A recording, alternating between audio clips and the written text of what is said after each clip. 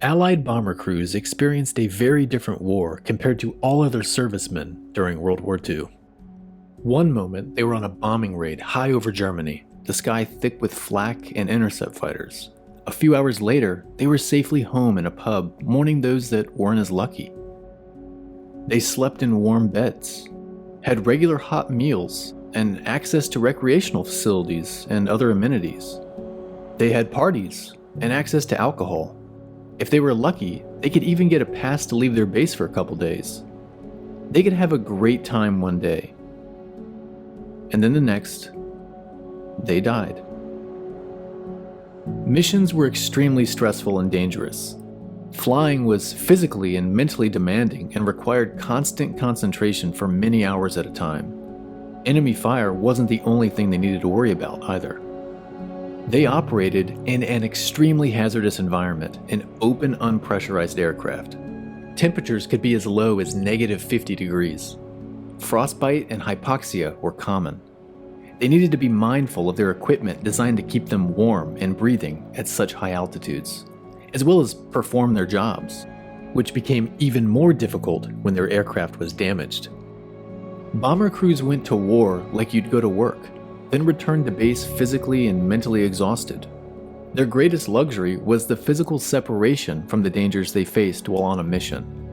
But the psychological effects often followed them home. Waiting to go back up was its own mental game. In mid-1943, an 8th Air Force bomber crewman completed on average 11 missions. Odds were after that, they'd either be severely wounded, shot down over occupied territory, or killed. Of course, many never made it to 11.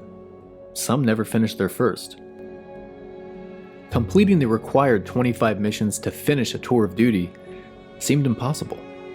Flying in a 4-engine bomber came with its risks even without being loaded with bombs and over enemy territory.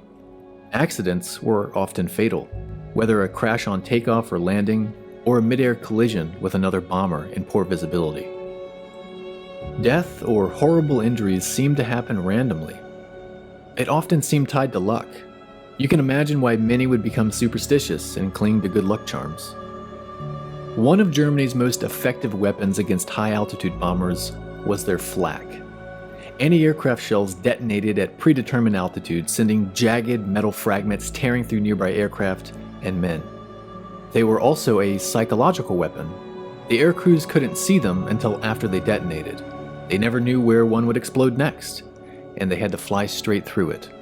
As heavy losses continued mission after mission, many became fatalistic and apathetic. The condition was known as being flak happy. After constant exposure to imminent wounding or death, men became reckless and beyond caring about their personal safety. Episode 4 of Masters of the Air importantly concentrates on some psychological aspects of the air war. Not just the men who flew the bombers, but those that watched them leave and waited for the return. Old-timers like Majors Buck Clevin and Bucky Egan were closing in on their 25 missions, but they were definitely becoming numb to it all. 12 out of the original 35 crews remained, and the new guys would quickly learn what it was really like. Egan said something to Clevin about all the new faces that stuck with me. We go down, they won't remember us either, like we never existed. In the fall of 1943, the 100th Bomb Group's losses were so high that they were replacing the replacements days after they arrived. But it didn't matter how experienced the air crews were. Someone's luck was up on almost every mission. Even the best couldn't complete their 25.